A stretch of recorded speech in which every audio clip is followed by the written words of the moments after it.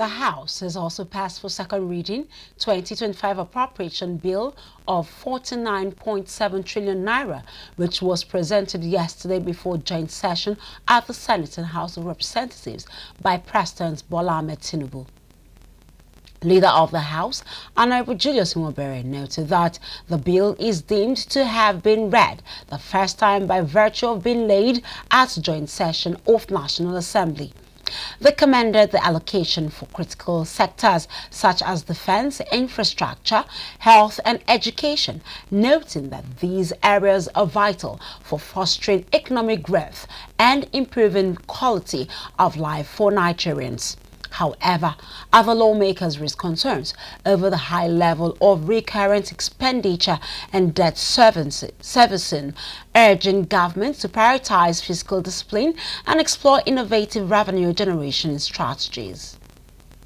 So, Mr. Speaker, as leader of the House and the one that speaks on behalf of the government, I will say that this budget is very welcome. The focus is appropriate. The commitment is timely, and the buck has now been passed not just from the President, but to the National Assembly and to all Nigerians. The fact remains that if the budget will work or not work will be how Nigerians take the current challenges and contradictions they face. Honorable J.C. Kamis, please, can you be attentive? Otherwise, there will be no projects in your constituency. Thank you, Mr. Speaker. I don't see how we can achieve that. Even where we achieve the issues of security in 2025, does it follow that immediately the same year that we'll also achieve food security? The answer is completely no. If we achieve security in 2025, we expect fundamental improvement in food security perhaps the following year. But to continue to budget that we are going to achieve security for the country this 2025 and the same 2025 that we're also going to achieve food security is self-deceit. And some have said that this budget is too ambitious or that it can trigger inflation. But this is a budget that clearly states its target of inflation reduction from 34% to 15%.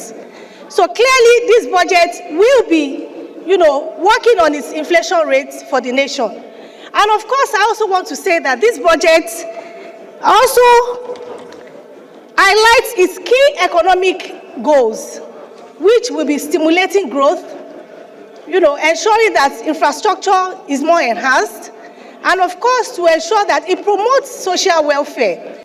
So the recurrent issue is in every budget, even a young person like myself, we budget for vehicles every year, we budget for utensils every year.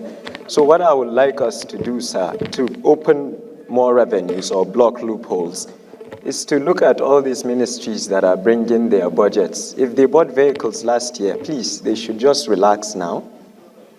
Vehicles do not expire.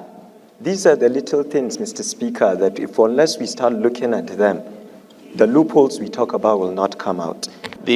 Where I came from, or where I come from, we are the most traveled Nigerians in this country.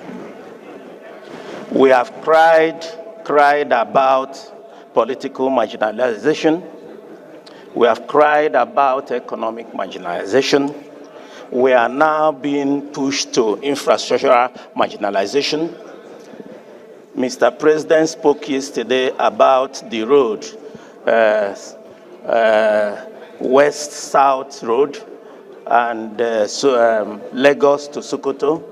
And we are observers here that Nigerians took loan based on those major infrastructures, but the most traveled Nigerians are stand to be challenged, don't have means of transportation to even get to where they are going. This budget of restoration, securing peace, building prosperity, really speak to the provision of the Constitution that gave parliamentary powers to Parliament in that regard.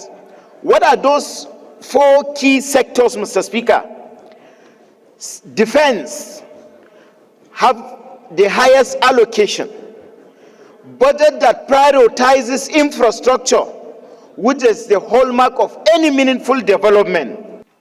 This bill be read the second time. Those in support of it say aye.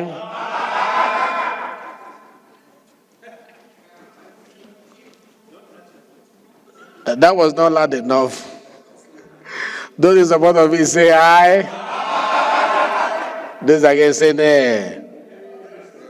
This is the highest silence I've ever had. Not even a single small nay. The ayes have it. Speaker, after lower chamber